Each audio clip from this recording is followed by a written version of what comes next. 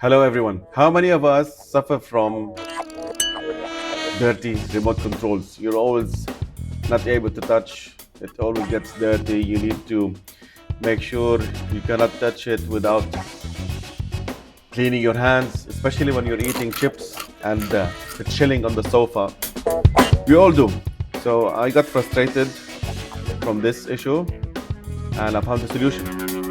And it is a solution which is very cheap and easy to use and install on your remote control. It is from AliExpress. It comes in different sizes and does the job. So no more worrying about inside the remote control and the buttons getting dirty. It will be easy clean. Just wipe it off with any cloth or wet wipes and you'll be done. So let's see how it is.